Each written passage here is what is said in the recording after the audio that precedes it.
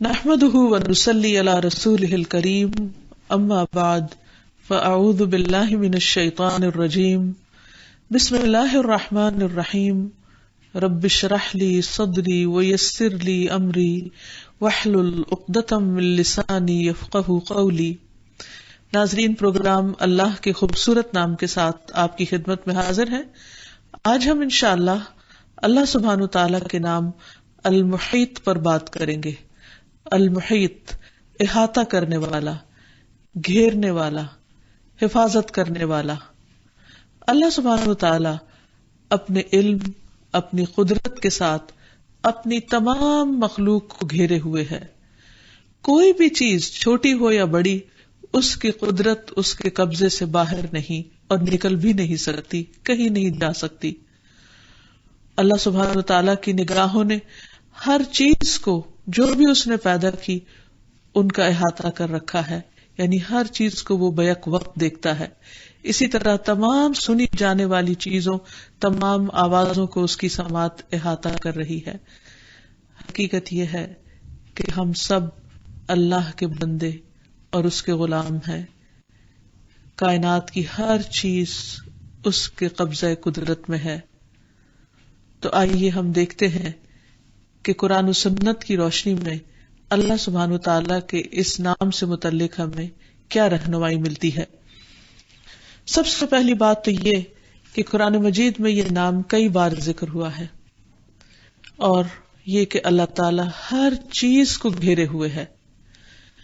سورۃ النساء میں فرمایا وَلِلَّهِ مَا فِي السَّمَاوَاتِ وَمَا فِي الْأَرْضِ، اللہ کے لیے ہے جو کچھ آسمان میں ہے اور جو زمین میں ہے، جو عالم علوی میں ہے اور جو عالم سفلی میں ہے، ہر چیز اللہ سبحانہ تعالیٰ کی ملکیت ہے، کوئی اور اس کا مالک نہیں۔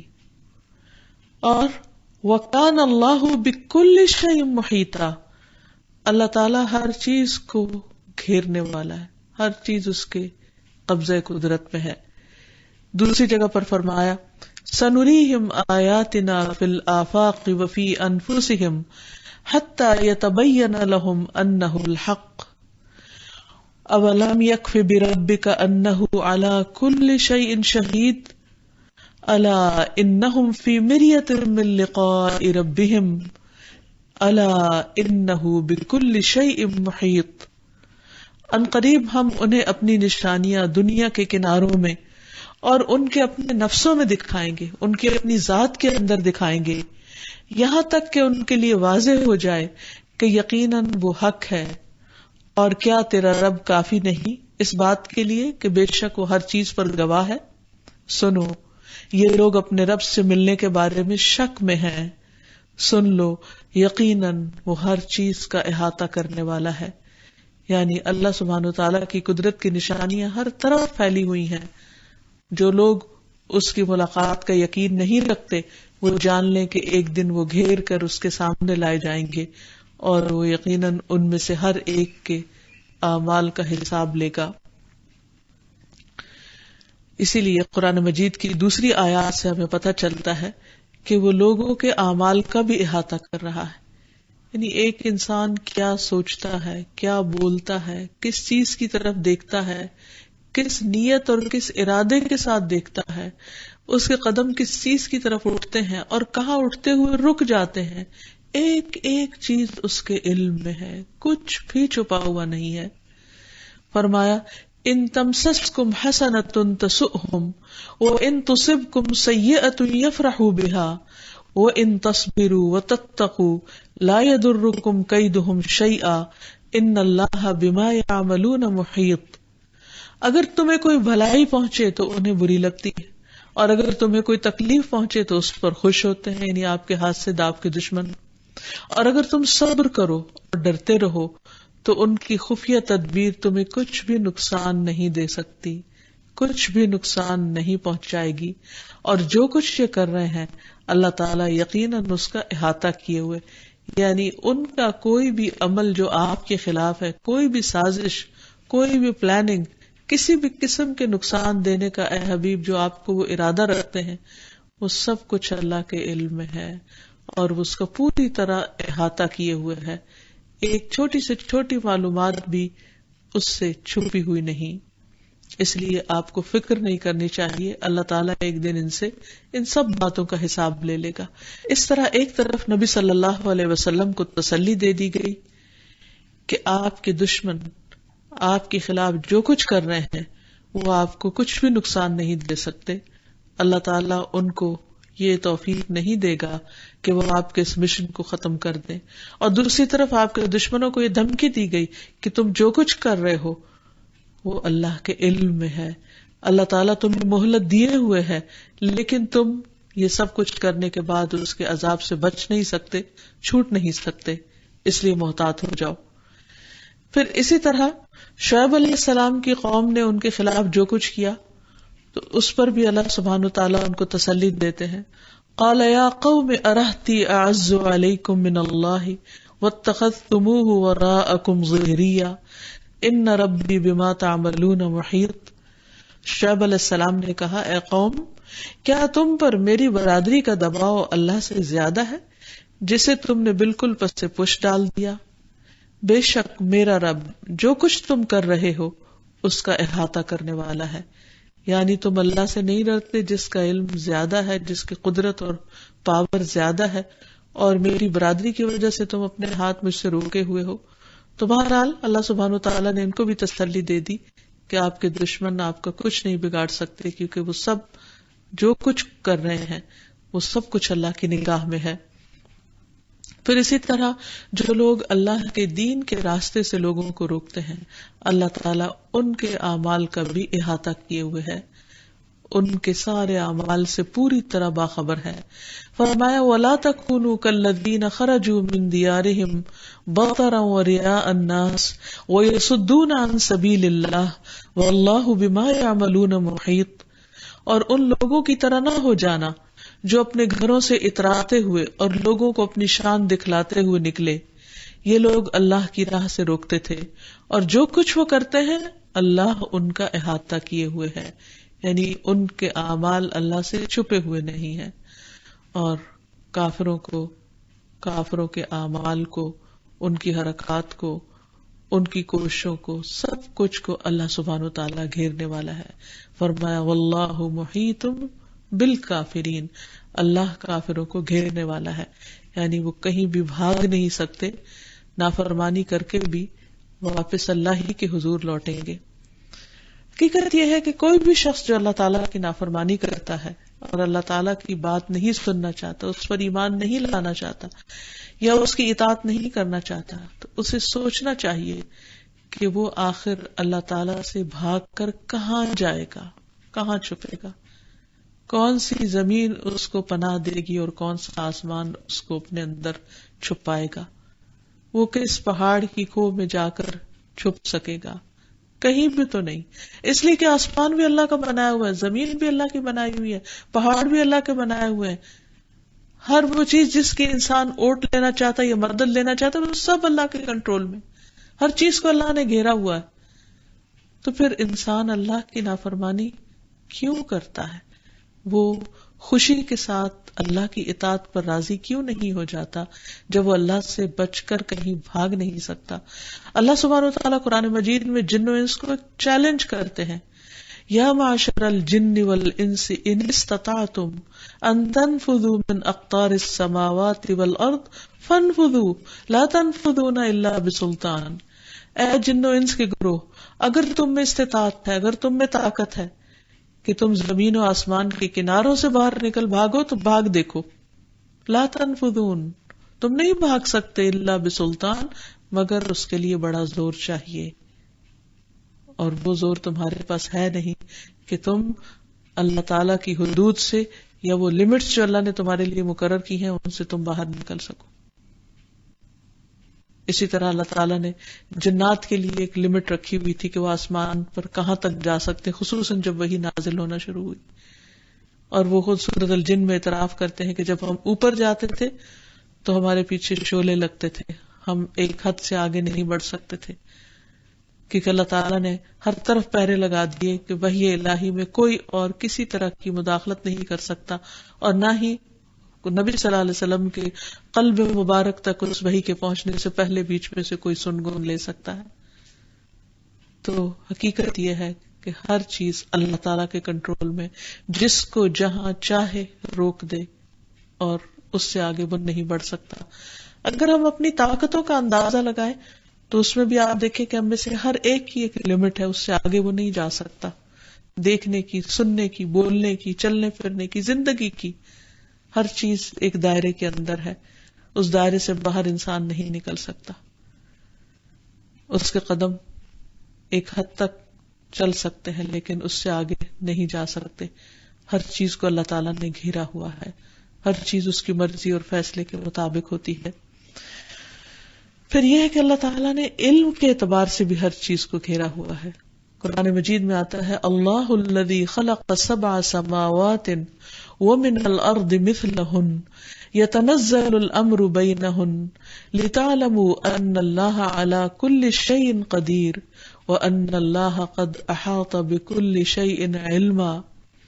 اللہ وہ ہے جس نے 7 آسمان پیدا کیے اور زمین سے بھی ان کی مانند، ان کے درمیان حکم نازل ہوتا ہے تاکہ تم جان لو کہ بے شک اللہ ہر چیز پر خوب قدرت رکھنے والا ہے، اور یہ کہ بے شک اللہ نے ہر چیز کو علم سے گھیر رکھا ہے. ہر چیز کو اللہ نے علم کے ساتھ گھیرا ہوا ہے، یعنی اس کے اوپر، اندر، باہر، ظاہر، باطن، چھوٹا بڑا، اس کا فائدہ نقصان، اس کا کام، ہر چیز اس کو خوب خوب معلوم ہے. اور کوئی بھی چیز اللہ سبحانہ وتعالیٰ کے اس علم سے باہر نہیں نکل سکتی. جیسے کہ آیت الکرسی میں بھی آتا ہے یعلم ما بین ایدیہم وما خلفہم ولا یحیطون بشیء من علمہ الا بما شاء وسع کرسیہ السماوات والارض ولا یؤودہ حفظہما وہو العلی العظیم. وہ جانتا ہے جو کچھ ان کے سامنے ہے اور جو ان کے پیچھے ہے، اور وہ اس کے علم میں سے کسی چیز کا احاطہ نہیں کرتے.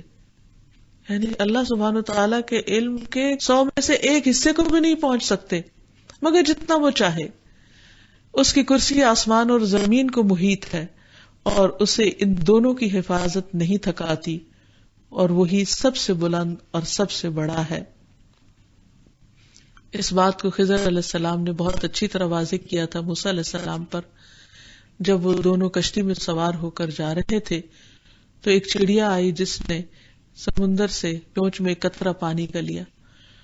تو موسیٰ علیہ السلام کو حضرت خضر نے کہا کہ دیکھو، تم دیکھ رہے ہو کہ یہ قطرہ جو اس چڑیا کے چونچ میں ہے، اللہ سبحانہ وتعالیٰ کے علم کے مقابلے میں ساری مخلوق کا علم ایسا ہی ہے جیسے اس سمندر کے مقابلے میں اس چونچ میں ایک قطرہ پانی، یعنی اتنا کم. یہ ساری مخلوق کا علم، اور اس کے مقابلے میں اللہ تعالیٰ کا علم سمندروں جیسا. تو اس سے یہ پتہ چلتا ہے کہ انسان کتنی بھی تحقیق کر لے، ساری زندگی بھی کسی چیز کا علم حاصل کرتا رہے، تو بس اس کی ایک حد ہے، ایک لمٹ ہے، اس سے آگے وہ جان ہی نہیں سکتا. اور اس میں بھی حکمت ہے، کیونکہ اگر انسان ہر چیز کی اصل حقیقت اور تہ تک پہنچ جائے تو شاید وہ اس کو برداشت بھی نہ کر سکے، کیونکہ علم کی اپنی ایک پاور ہے اور انسان کو بس اتنا دیا گیا ہے جتنا اس کے فائدے میں ہے. ایک اور جگہ پر فرمایا سورۃ طٰہٰ میں یعلم ما بین ایدیہم وما خلفہم ولا یحیطون بہ علما. وہ جانتا ہے جو ان کے سامنے ہے اور جو ان کے پیچھے ہے. یعنی اللہ تعالیٰ انسان کے ماضی اور مستقبل کو جانتا ہے، اور وہ علم سے اس کا احاطہ نہیں کر سکتے. کوئی نہیں جانتا ازل کو اور ابد کو، لیکن اللہ سبحانہ وتعالیٰ ہر بندے کے ماضی حال مستقبل سب کو جانتا ہے. اور پھر صرف ایک کے نہیں، اپنے مخلوق میں سے ہر چیز کے بارے میں جانتا ہے. پھر چھپی باتوں کو اور لوگوں کی راتوں کے وقت دوسروں کے خلاف پلاننگ کو، اور خصوصاً نبی صلی اللہ علیہ وسلم کے خلاف منافقین کی سازشوں کو بھی اللہ سبحانہ وتعالیٰ خوب جانتا تھا. اس کا بھی ذکر قرآن مجید میں کیا گیا. یستخفون من الناس ولا یستخفون من اللہ وہو معہم اذ یبیتون ما لا یرضی من القول وکان اللہ بما یعملون محیطا.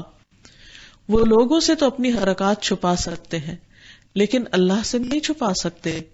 اور جب وہ رات کو ایسی باتوں کا مشورہ کرتے ہیں جو اللہ کو ناپسند ہے تو اس وقت وہ ان کے ساتھ ہوتا ہے. یعنی اللہ سبحانہ وتعالیٰ اپنے علم کے ساتھ ان کے ایک ایک چیز سے خبر رکھتا ہے, اور جو کچھ بھی وہ کرتے ہیں اللہ ان سب چیزوں کو گھیرے ہوئے پورے کنٹرول میں ہے اللہ سبحانہ وتعالیٰ کے. اور پھر سوال یہ پیدا ہوتا ہے کہ اگر اللہ سبحانہ وتعالیٰ کے کنٹرول میں ہے تو عذاب کیوں نہیں دیتا؟ ہاں, وہ عذاب دینے پہ بھی پوری طرح قادر ہے, اور اس کا عذاب بھی ہر چیز کو گھیرے ہوئے, لیکن اس نے ہر چیز کا ایک وقت مقرر کر رکھا ہے. اگر اللہ تعالیٰ فوراً ہی پکڑنے پر آ جائے تو پھر تو کوئی زندگی قائم ہی نہ رہے, امتحان کا مقصد ہی ختم ہو کر رہ جائے. اور جہاں تک اللہ سبحانہ وتعالیٰ کے عذاب کا تعلق ہے تو اس کے بارے میں ہم دیکھتے ہیں کہ جتنی بھی قومیں آئیں, ان کے پاس جتنے بھی پیغمبر آئے, ہر ایک نے آ کر پیغام پہنچایا اور قوم کو ہر طرح سے سمجھایا, لیکن جب قوم نہیں مانی تو پھر بالآخر اللہ کے عذاب نے ان کو گھیر لیا. کسی کو پانی سے غرق کیا گیا, کسی کو ہوا اور آندھی کے ذریعے, کسی کو بجلی کی کڑک اور زلزلوں نے, اور کسی کو اوندھا الٹا مارا گیا, اور کسی کو زمین میں دھسا دیا گیا. یہ اللہ سبحانہ وتعالیٰ کا وہ عذاب تھا جو ان کو گھیرے میں لیے ہوئے تھا.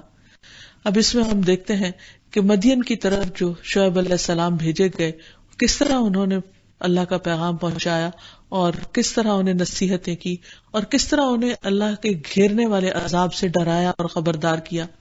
فرمایا وَإِلَىٰ مَدْيَنَ أَخَاهُمْ شُعَيْبًا قال يا قوم اعبدوا الله ما لكم من إله غيره ولا تنقصوا المكيال والميزان إني أراكم بخير وإني أخاف عليكم عذاب يوم محيط.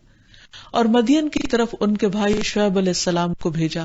اس نے کہا اے میری قوم, اللہ کی عبادت کرو, اس کے سوا تمہارا کوئی معبود نہیں, اور ناپ اور تول میں کمی نہ کرو. بے شک میں تمہیں اچھی حالت میں دیکھتا ہوں, اور بے شک میں تم پر ایک گھیر لینے والے دن کے عذاب سے ڈرتا ہوں. یعنی ابھی تم خوشحال ہو, دنیا میں ترقی کر رہے ہو, لیکن اللہ کی نافرمانی چھوڑ دو, کیونکہ وہ اللہ کا عذاب جب آئے گا تو پھر تم بھاگ نہ سکو گے کہیں. پھر اسی طرح سورۃ الکہف میں باغ والوں کا قصہ بیان کیا گیا ہے.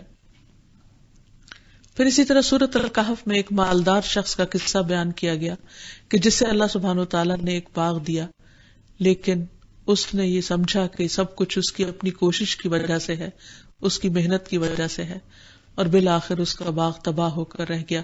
اس کے ذکر میں اللہ تعالیٰ فرماتے ہیں وَأُحِيطَ بِثَمَرِهِ فَأَصْبَحَ يُقَلِّبُ كَفَّيْهِ عَلَى مَا أَنفَقَ فِيهَا وَهِيَ خَاوِيَةٌ عَلَى عُرُوشِهَا يَقُولُ يَا لَيْتَنِي لَمْ أُشْرِكْ بِرَبِّي أَحَدًا. آخر یوں ہوا کہ باغ کے پکے ہوئے پھل کو عذاب نے آ گھیرا, اور جو باغ پر وہ خرچ کر چکا تھا اس پر اپنے دونوں ہاتھ ملتے رہ گیا, اور وہ باغ اپنی چھتوں سمیت گرا ہوا تھا. اور وہ کہنے لگا کاش میں نے اپنے پروردگار کے ساتھ کسی کو شریک نہ کیا ہوتا. دنیا کے عذاب کے علاوہ اسی طرح آخرت کا عذاب جہنم بھی مجرموں کو گھیرنے والی ہے, کوئی بھی وہاں سے نکل کے بھاگ نہ سکے گا. کلما ارادوا ان یخرجوا منها اعیدوا فیہا, جس وقت ان میں سے کوئی بھی ارادہ کرے گا کہ وہ جہنم سے نکل بھاگے, جیسے دنیا کی جیلوں سے لوگ نکل بھاگتے ہیں, تو اعیدوا فیہا, اسی میں واپس پلٹا دیے جائیں گے, اسی میں ڈال دیے جائیں گے. اور فرمایا وَإِنَّ جَهَنَّمَ لَمُحِيطَةٌ بِالْكَافِرِينَ, اور جہنم کافروں کو گھیرے میں لینے والی. پھر اسی طرح قرآن مجید میں جہنم کی آگ کی ڈسکرپشن بھی یہ بتائی گئی کہ وہ بھی لوگوں کو اپنے گھیرے میں لینے والی ہے. فرمایا إِنَّا أَعْتَدْنَا لِلظَّالِمِينَ نَارًا أَحَاطَ بِهِمْ سُرَادِقُهَا وَإِن يَسْتَغِيثُوا يُغَاثُوا بِمَاءٍ كَالْمُهْلِ يَشْوِي الْوُجُوهَ بِئْسَ الشَّرَابُ وَسَاءَتْ مُرْتَفَقًا. بے شک ہم نے ظالموں کے لیے ایک آگ تیار کر رکھی ہے جس کی قناتوں نے انہیں گھیر رکھا ہے, جیسے ٹینٹ لگے ہوتے ہیں, جیسے شادی وغیرہ کے موقع پر اوپن ایئر میں جب لوگوں نے چاروں طرف ان کو بند کیا ہوتا ہے, تو آپ خود سوچیے, ذرا تصور میں لائیں کہ اس طرح جہنم میں آگ لوگوں کو چاروں طرف سے اپنے گھیرے میں لیے ہوئے ہوگی, اور کوئی کہیں سے بھی نکل بھاگنے کی راہ نہ پائے گا. اور اگر وہ پانی مانگیں گے تو انہیں پگھلے ہوئے تانبے جیسا پانی دیا جائے گا, جو چہروں کو بھون ڈالے گا، برا مشروب ہے اور بری آرام گاہ ہے. پھر اسی طرح ایک اور جگہ پر آتا ہے کہ وہ عذاب اوپر اور نیچے سے گھیرنے والا ہوگا. اللہ تعالیٰ فرماتے ہیں یوم یغشاہم العذاب من فوقہم ومن تحت ارجلہم ویقول ذوقوا ما کنتم تعملون. جس دن عذاب انہیں ان کے اوپر سے اور ان کے پاؤں کے نیچے سے ڈھانپ لے گا، یعنی ہر طرف، اور کچھ دکھائی نہ دے گا سوائے عذاب کے. فرمائے گا اللہ تعالیٰ کہ جو کچھ تم نے کیا اب تم اس کو چکھو، یعنی یہ تمہارے اپنے ہاتھوں کی کمائی ہے. اللہ تعالیٰ کسی پر عذاب نہیں ڈالتا، اللہ تعالیٰ کسی پر ظلم نہیں کرتا. اللہ تعالیٰ ہر قسم کے عذاب دینے پر قادر ہے، لیکن وہ لوگوں کو مہلت دے رہا ہے جس سے لوگ ناجائز فائدہ اٹھاتے ہیں. پھر اسی طرح جہاں تک گزشتہ اقوام کو عذاب سے گھیرنے کا تعلق ہے، تو ہر قوم پر آنے والا عذاب ایسا تھا کہ جس نے پوری قوم کو اپنی لپیٹ میں لے لیا، اور اس سے اگر کوئی بچا تو صرف ایمان والے بچے، اللہ کے فرما بردار بندے بچے. اس میں اللہ تعالیٰ فرماتے ہیں وَأَنَّهُ أَهْلَكَ عَادًا الْأُولَى وَثَمُودَ فَمَا أَبْقَى وَقَوْمَ نُوحٍ مِّن قَبْلُ إِنَّهُمْ كَانُوا هُمْ أَظْلَمَ وَأَطْغَى. اور اسی نے پہلی قوم عاد کو ہلاک کیا اور سمود کو، بس کسی کو باقی نہ چھوڑا، حالانکہ وہ بہت طاقتور قومیں تھی. قوم عاد کے بارے میں اللہ تعالیٰ فرماتے ہیں التی لم یخلق مثلها فی البلاد، کہ جن جیسے لوگ دنیا میں کبھی پیدا ہی نہیں کیے گئے تھے، اتنے طاقتور لوگ تھے. اور فرمایا اور اس سے پہلے قوم نوح کو بھی ہلاک کیا، کیونکہ وہ لوگ بہت ہی ظالم اور سرکش لوگ تھے. یعنی کس طرح ایک ایک قوم کو اللہ تعالیٰ نے تباہ کیا. پھر فرمایا وعادا وثمود وقد تبین لکم من مساکنہم، اور عاد اور سمود کو ہم نے ہلاک کیا، اور یقیناً ان کے رہنے کی کچھ جگہ تمہارے سامنے آ چکی ہیں. یعنی ان کی ہلاکت کے آثار آج بھی تم دنیا میں دیکھ سکتے ہو کہ ان کی ایسی تباہی ہوئی کہ ان کی پوری تاریخ ختم ہو کر رہ گئی. چند ٹوٹے پھوٹے آثار ہیں جو یہ بتا رہے ہیں، گواہی دے رہے ہیں کہ یہاں کل کوئی بستہ تھا جن کی ترقی اور تمدن بہت عالی شان تھا، ان کی بلند و بالا عمارتیں اور ان کے بڑے بڑے ستونوں والے گھر. لیکن وہ خود کہاں ہیں، وہ کیا بولتے تھے، کیا کھاتے تھے، انہوں نے یہ عمارتیں کیسے تعمیر کی، ان کا ہنر، ان کا فن، ان کا علم، ان کے سکلز، سب کے سمیت وہ دنیا سے رخصت ہو گئے، کیونکہ اللہ کے عذاب نے ان کی ہر چیز کو گھیرے میں لے لیا. فما ابقا، کچھ بھی باقی نہ چھوڑا. تو اللہ تعالیٰ فرماتے ہیں اور قارون اور فرعون اور حامان کو، اور بلا شبہ یقیناً ان کے پاس موسیٰ کھلی نشانیاں لے کر آئے تو وہ زمین میں بڑے بن بیٹھے اور وہ بچ نکلنے والے نہ تھے. ایسے گھیرے ہوئے تھے کہ وہ اللہ سے بھاگ نہیں سکتے تھے. تو ہم نے ہر ایک کو اس سے گناہ میں پکڑا. پھر ان میں سے کوئی وہ تھا جس پر ہم نے پتھراؤ والی ہوا بھیجی، اور ان میں سے کوئی وہ تھا جسے چیخ نے پکڑ لیا. ان میں سے کوئی وہ تھا جسے ہم نے زمین میں دسا دیا. ان میں سے کوئی وہ تھا جسے ہم نے غرق کر دیا. اور اللہ ایسا نہ تھا کہ ان پر ظلم کرے، لیکن وہ خود اپنے آپ پر ظلم کرتے تھے. تو گویا اللہ سبحانہ وتعالی نے ان کو خوب پکڑا اور گھیرے میں لے لیا. پھر اسی طرح کچھ قوموں پر بارش کا عذاب آیا، اور گھیرنے والا عذاب ایسا تھا کہ کوئی بھی بچ نہ سکا، جس میں ہم نوح علیہ السلام کی قوم کو دیکھتے ہیں کہ کس طرح آسمان ان کے اوپر خوب برسنے لگا، اور زمین نے بھی پانی اگلنا شروع کر دیا، اور آسمان اور زمین کا پانی باہم مل گیا، اور عذاب نے پوری طرح قوم کو گھیرے میں لیا. کوئی نہ بچا، حتیٰ کہ نوح علیہ السلام کی اپنی بیوی اور بیٹا بھی نہ بچ سکے. صرف وہ بچے جو کشتی میں سوار ہوئے، انسانوں میں سے، جانوروں میں سے اور دیگر حیوانات میں سے. پھر اسی طرح قوم سبا پر جب سیلاب آیا تو وہ اتنا زوردار سیلاب تھا کہ کچھ بھی اس قوم کا باقی نہ بچا. اللہ تعالیٰ فرماتے ہیں قوم سبا کے لیے ان کے مسکن ہی میں ایک نشانی ہے. اس مسکن کے دائیں بائیں 2 باغ تھے. ہم نے انہیں کہا تھا اپنے رب کا دیا ہوا رزق کھاؤ اور شکر ادا کرو. پاکیزہ اور ستھرا شہر ہے اور معاف فرمانے والا رب. مگر لوگوں نے سرتابی کی، یعنی نافرمانی کی، تو ہم نے ان پر زور کا سیلاب چھوڑ دیا اور ان کے دونوں باغوں کو 2 ایسے باغوں میں بدل دیا جن کے میوے بدمزہ تھے. ان میں کچھ پیلو کے درخت تھے اور کچھ جھاؤ کے، اور تھوڑی سی بیریاں تھیں. ہم نے انہیں یہ سزا ان کی ناشکری کی وجہ سے دی تھی اور ہم ناشکروں کو ایسا ہی بدلہ دیتے ہیں. یعنی جو لوگ ناشکری کرتے ہیں ان سب کی جزا پھر یہی ہے کہ ان کی نعمتیں چھین لی جاتی ہیں. پھر اسی طرح بارش اور سیلاب کے علاوہ سمندر میں غرق کرنے کا عذاب. فرعون کا حال کس کو معلوم نہیں. فرمایا فَأَتْبَعَهُمْ فِرْعَوْنُ بِجُنُودِهِ فَغَشِيَهُمْ مِنَ الْيَمِّ مَا غَشِيَهُمْ.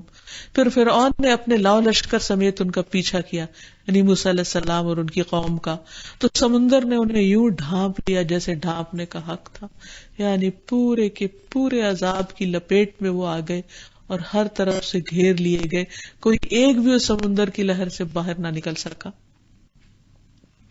پھر اسی طرح کچھ قوموں کو مسلسل ہوا اور آندھی کا عذاب دیا گیا. وہ ہوا ایسی ان پر آئی کہ اس نے ان کو پوری طرح گھیر لیا، کوئی ایک شخص بھی اس میں سے بھاگ کر نہ نکل سکا. فرمایا کذبت عاد فکیف کان عذابی ونذر انا ارسلنا علیہم ریحا صرصرا فی یوم نحس مستمر تنزع الناس کأنہم اعجاز نخل منقعر فکیف کان عذابی ونذر. قوم عاد نے بھی جھٹلایا تھا، پھر دیکھ لو میرا عذاب اور میرا ڈرانا کیسا تھا. ہم نے ایک منحوس دن میں ان پر سناٹے کی آندھی چھوڑ دی جو مسلسل چلتی رہی. وہ لوگوں کو یوں اکھاڑ اکھاڑ کر پھینک رہی تھی جیسے جڑ سے اکھڑے ہوئے کھجوروں کے درخت کی جڑیں ہوں. پھر دیکھ لو میرا عذاب اور میرا ڈرانا کیسا رہا. یعنی کس طرح ان کو ایک آندھی نے اپنے گھیرے میں لے لیا اور وہ بچ نہ سکے. ایک اور جگہ پر فرمایا وفی عاد اذ ارسلنا علیہم الریح العقیم ما تذر من شیء اتت علیہ الا جعلته کالرمیم. اور عاد میں ایک نشانی ہے جب ہم نے ان پر بانجھ کرنے والی یعنی خیر و برکت سے خالی آندھی بھیجی جو کسی چیز کو نہ چھوڑتی تھی، جس پر سے گزرتی اسے بوسیدہ ہڈی کی طرح کر دیتی. ایک ایک انسان کو جو بہت اونچے لمبے لوگ تھے اور بڑے طاقتور تھے کہ جن کی مثال نہیں ملتی، ان کو ایسے اٹھا کے اس آندھی نے پھینکا جیسے کھجور کے بوسیدہ تنے ہو اور ان میں سے ایک بھی نہ بچا. فرمایا وَأَمَّا عَادٌ فَأُهْلِكُوا بِرِيحٍ صَرْصَرٍ عَاتِيَةٍ سَخَّرَهَا عَلَيْهِمْ 7 لَيَالٍ و8 أَيَّامٍ حُسُومًا فَتَرَى الْقَوْمَ فِيهَا سَرْعَىٰ كَأَنَّهُمْ أَعْجَازُ نَخْلٍ خَاوِيَةٍ فَهَلْ تَرَىٰ لَهُم مِّن بَاقِيَةٍ. رہے عاد تو وہ سناٹے کی آندھی سے، سخت آندھی سے ہلاک کیے گئے. اللہ تعالیٰ نے اس آندھی کو ان پر متواتر 7 راتیں اور 8 دن مسلط کیے رکھا. آپ وہاں ہوتے تو دیکھتے کہ وہاں لوگ یوں چاروں شانے چت گرے پڑے ہیں جیسے وہ کھجوروں کے کھوکھلے تنے ہوں. کیا آپ ان میں سے کوئی بھی باقی بچا ہوا دیکھتے ہیں؟ کوئی ایک بھی بھاگ نہ سکا، کوئی بھی نہ نکل سکا. پھر اسی طرح کچھ قوموں پر گرج اور کڑک کا عذاب آیا اور انہیں تباہ کر کے چلا گیا، کوئی ایک بھی اس سے بھاگ نہ سکا. فرمایا وفی ثمود اذ قیل لهم تمتعوا حتى حین فعتوا عن امر ربهم فاخذتهم الصاعقة وهم ينظرون فما استطاعوا من قیام وما كانوا منتصرین. اور سمود میں بھی ایک نشانی چھوڑی جب ان سے کہا گیا کہ ایک خاص وقت تک مزے اڑا لو، مگر اس تنبیہ کے باوجود انہوں نے اپنے پروردگار کے حکم سے سرتابی کی تو ان کے دیکھتے ہی دیکھتے انہیں کڑک کے عذاب نے آ لیا. پھر نہ تو ان میں کھڑا ہونے کی سخت رہ گئی اور نہ ہی وہ اپنا بچاؤ کر سکے. یعنی ایسی کڑک تھی، ایسی بجلی گری کہ جس سے سبھی ختم ہو کر رہ گئے. ایک اور جگہ پر آتا ہے کہ ہم نے ان پر ایک چیخ بھیجی، یعنی ایک آواز نے ان کو ہلاک کر کے رکھ دیا. انا ارسلنا علیہم صیحۃ واحدہ فکانوا کہشیم المحتضر. بے شک ہم نے ان پر ایک گرج دار آواز بھیجی تو وہ یوں ہو گئے جیسے کسی باڑ لگانے والی کی سوکھی اور ٹوٹی ہوئی باڑ ہو. یعنی بالکل ٹوٹے پھوٹے جسم اور ہر چیز ملیا میٹ ہو کر رہ گئی، اور یہ صرف ایک آواز کا کرشمہ تھا. اللہ سبحانہ و تعالیٰ جب کسی کو عذاب میں پکڑتا ہے اور گھیرتا ہے تو کوئی بھی بچ کے نہیں نکل سکتا. پھر اسی طرح پتھروں کی بارش کا عذاب اللہ سبحانہ و تعالیٰ نے بھیجا اور ساتھ ہی زلزلہ. فرمایا کذبت قوم لوط بالنذر انا ارسلنا علیہم حاصبا الا آل لوط نجیناہم بسحر نعمتا من عندنا كذلك نجزی من شکر وَلَقَدْ أَنذَرَهُمْ بَطْشَتَنَا فَتَمَارَوْا بِالنُّذُرِ وَلَقَدْ رَاوَدُوهُ عَنْ ضَيْفِهِ فَطَمَسْنَا أَعْيُنَهُمْ فَذُوقُوا عَذَابِي وَنُذُرِ وَلَقَدْ صَبَّحَهُمْ بُكْرَةً عَذَابٌ مُسْتَقِرٌ فَذُوقُوا عَذَابِي وَنُذُرِ۔ قوم لوط نے بھی ڈرانے والوں کو جھٹلایا تو ہم نے ان پر پتھر برسائے، مگر لوط کے گھر والوں کو ہم نے سحری کے وقت بچا کر نکال دیا۔ یہ ہماری طرف سے احسان تھا اور ہم شکر کرنے والے کو ایسی ہی جزا دیتے ہیں۔ لوط علیہ السلام نے انہیں ہماری گرفت سے یقیناً ڈرایا تھا، ہماری پکڑ سے ڈرایا تھا، مگر وہ اس تنبیہ کو مشکوک سمجھ کر باتیں بناتے رہے اور ان سے ان کے مہمانوں کا مطالبہ کرنے لگے، تو ہم نے ان کی آنکھوں کو بے نور بنا دیا، اور اب میرے عذاب اور میری تنبیہ کا مزہ چکھو۔ اور صبح سویرے ہی انہیں ایک نہ ٹلنے والے عذاب نے آ گھیرا، تو ہم نے کہا اب میرے عذاب اور میری تنبیہ کا مزہ چکھو۔ پھر اسی طرح تہ بتہ نشان زدہ پتھروں کی بارش تھی یہ، جس نے ہر ایک کو پکڑا، کوئی ایک بھی ایسا نہ تھا کہ جو اپنے جس کا نشانہ چوک گیا ہو اور وہ پتھر کہیں اور جا گرا ہو، یعنی اللہ تعالیٰ نے ان سب کو خوب گھیرا۔ پھر اسی طرح ایک اور قوم پر گرمی اور آگ کے شعلوں کا عذاب آیا۔ پھر اسی طرح ہم دیکھتے ہیں کہ شعیب علیہ السلام کی قوم کو گرمی اور آگ کے شعلوں کے عذاب نے آ گھیرا اور وہ اس سے بھاگ کر کہیں نہ جا سکے۔ فرمایا وَلَمَّا جَاءَ أَمْرُنَا نَجَّيْنَا شُعَيْبًا وَالَّذِينَ آمَنُوا مَعَهُ بِرَحْمَةٍ مِنَّا وَأَخَذَتِ الَّذِينَ ظَلَمُوا الصَّيْحَةُ فَأَصْبَحُوا فِي دِيَارِهِمْ جَاثِمِينَ كَأَن لَّمْ يَغْنَوْا فِيهَا أَلَا بُعْدًا لِمَدْيَنَ كَمَا بَعِدَتْ ثَمُودُ۔ جب ہمارا حکم آیا ہم نے شعیب کو اور ان لوگوں کو جو ان کے ہمراہ ایمان لائے تھے اپنی خاص رحمت سے بچا لیا، اور جن لوگوں نے ظلم کیا تھا انہیں ایک سخت چنگھاڑ نے ایسا پکڑا کہ وہ اپنے گھروں میں اوندھے منہ پڑے کے پڑے رہ گئے، جیسے وہ کبھی آباد ہی نہ ہوئے تھے وہاں۔ سن لو مدین کے لیے ہلاکت جیسے سمود ہلاک کیے گئے۔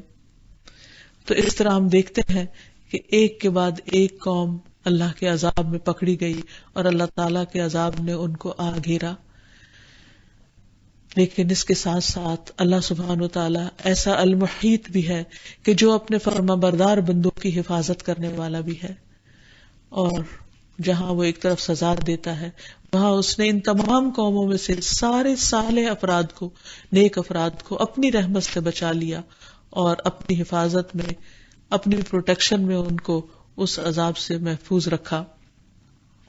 پھر اسی طرح اللہ تعالیٰ آسمان و زمین کی حفاظت کرنے والا ہے، اور اس حفاظت کے بارے میں فرمایا کہ وَلَا يَئُودُهُ حِفْظُهُمَا وَهُوَ الْعَلِيُّ الْعَظِيمُ، کہ اللہ تعالیٰ کو ان کی حفاظت تھکاتی نہیں۔ اب دیکھیے کہ دنیا میں اگر کسی کی بھی کوئی سیکیورٹی کی جاب ہو تو وہ کتنی جلدی اکتا جاتا ہے، کبھی اونگنے لگتا ہے، کبھی اس کو سونے کو دل چاہتا ہے، اور کبھی وہ غافل ہو جاتا ہے، تو اس کے ہوتے ہوئے بھی کئی انتظامات کے باوجود بھی چوری اور ڈاکے پڑ جاتے ہیں۔ لیکن اللہ سبحانہ و تعالی نہ تھکتا ہے، نہ اسے اونگ آتی ہے، نہ نیند آتی ہے، اور وہ مسلسل اپنی ہر چیز کو نگاہ میں رکھتا ہے، ساری مخلوقات کی حفاظت کرتا ہے، اور ہر چیز کو اس کی حد کے اندر رکھا ہوا ہے، اور ہر چیز کے بارے میں خوب جانتا بھی ہے۔ اگر اس علم کی بات سمجھ میں آ جائے تو اللہ تعالیٰ کی قدرت سمجھ میں آنے لگتی ہے۔ کبھی آپ باہر نکلیے، کسی سڑک کے کنارے، کسی کھیت میں جائیے اور وہاں پر پڑی ہوئی مٹی کو دیکھیے، گھاس کو دیکھیے، پودوں کو دیکھیے، پتوں کو دیکھیے، کلیوں کو دیکھیے، کبھی برستی بارش کو دیکھیے اور سوچئے کہ میرے رب کو ان میں سے ایک ایک پتے کے بارے میں علم ہے، ایک ایک تنکے کے بارے میں علم ہے، ایک ایک کلی کے بارے میں علم ہے، میرا رب ایک ایک ذرے کے بارے میں جانتا ہے۔ اگر کوئی شخص کہیں سے مٹی اٹھا کر کہیں اور منتقل کر دیتا ہے، اللہ تعالیٰ کو وہ بھی پتا ہے۔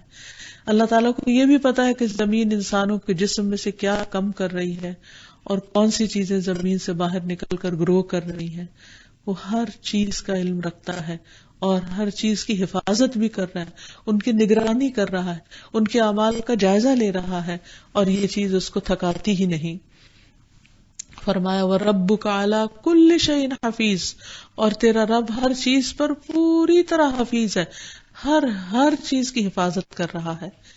تو جب بندہ اللہ تعالیٰ کے اس نام کو سمجھ لیتا ہے کہ اللہ تعالیٰ المحیط ہے، ہر چیز کو گھیرے ہوئے، ہر چیز کی حفاظت کر رہا ہے، تو پھر اس کے مطابق انسان کو اپنے اعمال میں تبدیلی لانی چاہیے، اور اس نام کو بندے کی زندگی پر ایک مثبت طریقے سے اثر ہونا چاہیے. سب سے پہلی بات تو یہ کہ چونکہ اللہ تعالیٰ ہر چیز کو جانتا ہے، تو کبھی بھی انسان اللہ تعالیٰ کے اس علم سے نڈر نہ ہو، کبھی چھپ کے بھی غلط کام نہ کرے، کیونکہ اللہ تعالیٰ وہاں بھی دیکھتا ہے. پھر انسان اپنے دل کے خیالات کی بھی حفاظت کرے، کیونکہ اللہ تعالیٰ اندر بھی دیکھتا ہے، باطن کو بھی جانتا ہے، ظاہر کو بھی جانتا ہے. پھر اسی طرح یہ ہے کہ اللہ تعالیٰ کے عذاب سے انسان بے خوف نہ ہو، یعنی اللہ تعالیٰ کی نافرمانی سے ڈرے کہ کہیں پکڑ نہ آ جائے. کیونکہ ہم دیکھتے ہیں کہ نبی صلی اللہ علیہ وسلم اگر تیز آندھی بھی چلتی یا کسی قسم کا کوئی انیوژل قسم کی فضا میں کہیں ایکٹیویٹی ہوتی تو آپ گھبرا اٹھتے کہ کہیں اللہ کا عذاب نہ آ جائے. اور پھر ہم دیکھتے ہیں نبی صلی اللہ علیہ وسلم کی زوجہ حضرت عائشہ بیان کرتی ہیں کہ میں نے نبی صلی اللہ علیہ وسلم کو کبھی اس طرح کھل کر ہنستے نہیں دیکھا کہ آپ کے حلق کا کبا نظر آ جائے، بلکہ آپ تبسم فرمایا کرتے تھے، اور جب بھی آپ بادل یا ہوا دیکھتے تو گھبراہٹ اور اللہ کا خوف آپ کے چہرے مبارک سے پہچان لیا جاتا. تو میں نے آپ سے عرض کیا کہ یا رسول اللہ، جب لوگ بادل دیکھتے ہیں تو خوش ہوتے ہیں، یہ امید رکھتے ہوئے کہ اس سے بارش برسے گی، لیکن اس کے برخلاف میں آپ کو دیکھتی ہوں کہ آپ بادل دیکھتے ہیں تو ناگواری کا اثر آپ کے چہرے سے پہچان لیا جاتا ہے. آپ نے فرمایا اے عائشہ، مجھے یہ چیز بے خوف نہیں کرتی کہ اس میں عذاب نہ ہو. ایک قوم یعنی عاد ہوا کے ساتھ عذاب دی گئی تھی، انہوں نے جب عذاب دیکھا تو بولے کہ یہ تو بادل ہے جو ہم پر برسے گا، لیکن اس میں سے آگ برس پڑی. تو اس لیے نبی صلی اللہ علیہ وسلم کبھی بھی بے خوف نہیں ہوئے تھے، بلکہ قرآن مجید میں آتا ہے کہ آپ کو کہا گیا قل انی اخاف ان عصیت ربی عذاب یوم عظیم، کہہ دیجئے کہ بے شک میں ایک بہت بڑے دن کے عذاب سے ڈرتا ہوں اگر میں اپنے رب کی نافرمانی کروں. سوچئے کون کہہ رہا ہے کس کو؟ اللہ سبحانہ وتعالیٰ فرما رہے ہیں نبی صلی اللہ علیہ وسلم کو کہ آپ ان کو بتا دیجئے کہ اگر میں اللہ کی نافرمانی کروں گا تو مجھے بھی کوئی نہیں بچا سکے گا، کیونکہ اللہ سبحانہ وتعالیٰ کی طاقت اور اس کا فیصلہ حتمی فیصلہ ہے. پھر نبی صلی اللہ علیہ وسلم اپنی امت کے لیے بھی ڈرا کرتے تھے، ان کے لیے بھی پریشان ہوتے تھے. نبی صلی اللہ علیہ وسلم نے ابراہیم علیہ السلام کے بارے میں اللہ تعالیٰ کے فرمان کی یہ آیت تلاوت فرمائی، رب انہن اضللن کثیرا من الناس فمن تبعنی فانہ منی. اور یہ آیت میں جس میں عیسیٰ علیہ السلام کا فرمان ہے کہ ان تعذبہم فانہم عبادک وان تغفر لہم فانک انت العزیز الحکیم. پھر آپ صلی اللہ علیہ وسلم نے ہاتھ اٹھائے اور فرمایا اے اللہ میری امت میری امت، اور آپ رونے لگ گئے. تو اللہ عز و جل نے فرمایا اے جبریل محمد صلی اللہ علیہ وسلم کے پاس جاؤ، حالانکہ تیرا رب خوب جانتا ہے، اور ان سے پوچھو کہ کیا چیز ان کو رلا رہی ہے. جبریل آپ کے پاس حاضر ہوئے اور رونے کی وجہ پوچھی تو رسول اللہ صلی اللہ علیہ وسلم نے انہیں بتایا، حالانکہ اللہ تعالیٰ سب سے زیادہ جاننے والا ہے. تو اللہ تعالیٰ نے فرمایا کہ اے جبریل جاؤ محمد صلی اللہ علیہ وسلم کی طرف اور ان سے کہہ دو کہ ہم آپ کو آپ کی امت کے بارے میں ضرور راضی کر دیں گے اور ہم آپ کو غمگین نہیں کریں گے، لیکن آپ ہمیشہ اپنی امت کے بارے میں فکر مند رہا کرتے تھے. تو ہمیں بھی بحیثیت امت کے کبھی بھی اللہ تعالیٰ کے عذاب سے بے فکر نہیں ہونا چاہیے، اللہ کے خوف سے امن میں نہیں ہونا چاہیے. اللہ تعالیٰ قرآن مجید میں فرماتے ہیں اَأَمِنْتُم مَّن فِي السَّمَاءِ أَن يَخْسِفَ بِكُمُ الْأَرْضَ، کیا تم امن میں آ گئے اس سے کہ جو تمہیں زمین کے اندر دھنسا دے. یعنی انسان کو اللہ کی نافرمانی کر کے کبھی نہیں سوچنا چاہیے کہ وہ کہیں بھاگ جائے گا. زمین بھی اس کی یا آسمان بھی اس کا ہے. وہ زمین کو ایک حکم دے اور انسان کو زمین سنک کر لے، جیسے قارون کو سنک کر لیا تھا اس کے فخر اور غرور اور تکبر کی وجہ سے. پھر اسی طرح یہ ہے کہ انسان کو عذاب کی جگہوں سے بھی تیزی سے گزرنا چاہیے، کہ جہاں کسی قوم پر کوئی عذاب آیا، جیسے نبی صلی اللہ علیہ وسلم تبوک کے موقع پر قوم ثبوت کے کھنڈرات کے پاس سے گزرے تو آپ نے فرمایا یہاں سے تیزی سے گزر چلو، کیونکہ یہاں ایک قوم پر عذاب آیا تھا. پھر کیونکہ اللہ سبحانہ تعالیٰ کا عذاب ہر طرف سے گھیرنے والا ہے، اس لیے انسان ہمیشہ اللہ تعالیٰ کی نافرمانی سے ڈرتا رہے. دوسری چیز یہ کہ انسان علم کو اللہ کے سپرد کرے، کبھی یہ نہ کہے کہ میں سب کچھ جانتا ہوں، کیونکہ علم کا تکبر اور علم کا غرور اللہ تعالیٰ کو پسند نہیں. اللہ تعالیٰ سب سے زیادہ جانتا، اور بندوں میں سے بھی کوئی عقل کل نہیں اور کوئی علم کامل نہیں رکھتا. فرمایا وفوق کل ذی علم علیم، اصل علم اللہ کا ہے اور اللہ تعالیٰ ہر ایک کے علم کو گھیرے ہوئے ہے. پھر اسی طرح ہمیشہ علم کی نسبت اللہ تعالیٰ کی طرف کرنی چاہیے کہ یہ مجھے میرے رب نے سکھایا ہے. جیسے یوسف علیہ السلام نے خوابوں کی تعبیر کے بارے میں فرمایا کہ یہ وہ علم ہے جو میرے رب نے مجھے عطا کیا ہے، یعنی میرا اپنا اس میں کمال نہیں. اسی طرح ہم دیکھتے ہیں کہ علماء جب فتاوی لکھتے ہیں تو ہمیشہ آخر میں کہتے ہیں واللہ عالم، کہ اللہ زیادہ جانتا ہے. اس لیے انسان کو کبھی بھی اپنے علم کو کافی نہیں سمجھنا چاہیے، اور جو کچھ ہمارے پاس ہے وہ صرف اللہ کی توفیق سے ہے. اور صحابہ کرام کا طریقہ یہ تھا کہ جب آپ ان سے سوال کرتے تھے تو وہ کہتے تھے کہ اللہ و رسولہ عالم، اللہ اور اس کا رسول ہی زیادہ جانتے ہیں. اور پھر اپنے آپ کو یہ سمجھنا کہ میرے پاس دوسروں کے نسبت زیادہ علم ہے، یہ بھی ایک حماقت کی بات ہے، کیونکہ انسان نہیں جانتا کہ کس وقت اس کو جو دیا ہو گیا علم ہے وہ اس سے لے لیا جائے اور اس کے حافظے سے محو کر لیا جائے. اور نہیں معلوم کہ جس شخص کو انسان یہ سمجھتا ہو کہ وہ کچھ نہیں جانتا، وہ بہت سی ایسی چیزوں کے بارے میں کہنے والے سے زیادہ علم رکھتا ہو. تو اس لیے علم کے معاملے میں انسان کو ہمیشہ عاجزی اختیار کرنی چاہیے، تاکہ اس کے اندر یہ تڑپ باقی رہے کہ وہ زیادہ سے زیادہ علم حاصل کرنے کے لیے کوشش بھی کرے اور دعا بھی کرے، وہ دعا جو اللہ تعالیٰ نے اپنے نبی محمد صلی اللہ علیہ وسلم کو سکھائی، وَقُلْ رَبِّ زِدْنِي عِلْمًا. اور آخر میں یہ کہ اللہ تعالیٰ کے اس نام کو سامنے رکھتے ہوئے انسان اللہ تعالیٰ سے دعائیں بھی کرے. صبح و شام اللہ تعالیٰ کے عذاب سے بچنے کی دعا کرتا رہے، عافیت کی دعا کرتا رہے. اللہم انی اسألک العافیت فی الدنیا والآخرہ، اللہم انی اسألک العفو والعافیت فی دینی ودنیای واہلی ومالی، اللہم استر عوراتی وآمن روعاتی، اللہم احفظنی من بین یدی ومن خلفی وعن یمینی وعن شمالی ومن فوقی واعوذ بعظمتک ان اغتال من تحتی. اے اللہ میں دنیا اور آخرت میں تجھ سے عافیت کا سوال کرتا ہوں. اے اللہ میں تجھ سے اپنی دنیا اور دین، اپنے اہل خانہ اور مال کے متعلق درگزر اور عافیت کا سوال کرتا ہوں. اے اللہ میرے عیوب پر پردہ ڈال دے اور خوف سے مجھے امن عطا کر. اے اللہ میری حفاظت فرما، میرے سامنے سے، میرے پیچھے سے، میرے دائیں سے، میرے بائیں سے اور میرے اوپر سے. اور میں آپ کی عظمت کی پناہ پکڑتا ہوں کہ میں اپنے نیچے سے ہلاک کیا جاؤں، یعنی زمین میں کہیں دھنس نہ جاؤں. تو بندہ مومن ہمیشہ اللہ تعالیٰ سے ڈرتا رہے اور دعا کرتا رہے کہ اللہ تعالیٰ اس کو اپنی عافیت میں رکھے، اپنی پناہ میں رکھے اور اپنے غضب سے محفوظ رکھے.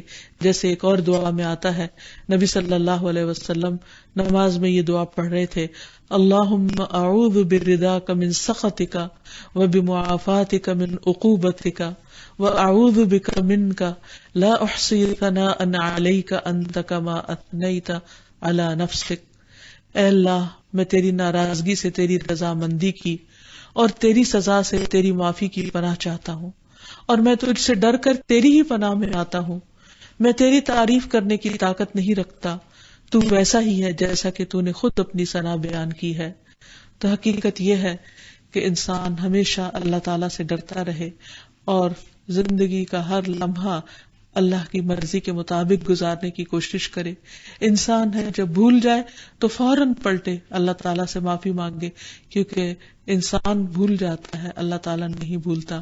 اور انسان سمجھتا ہے کہ اس نے کسی نے اس کو غلط کام کرتے دیکھا نہیں جبکہ اللہ تعالیٰ دیکھ رہا ہوتا ہے. تو اللہ تعالیٰ ہمیں اس کی توفیق دے کہ ہم اللہ تعالیٰ کی اس صفت کو سمجھیں اور اس کے مطابق اپنے عمل کو تبدیل کریں. اللہ تعالیٰ ہم سب کا حامی و ناصر ہو اور ہم سب کو اپنی حفاظت میں رکھے. وآخر دعوانا ان الحمد للہ رب العالمین. سبحانک اللہم وبحمدک اشہد ان لا الہ الا انت استغفرک واتوب الیک.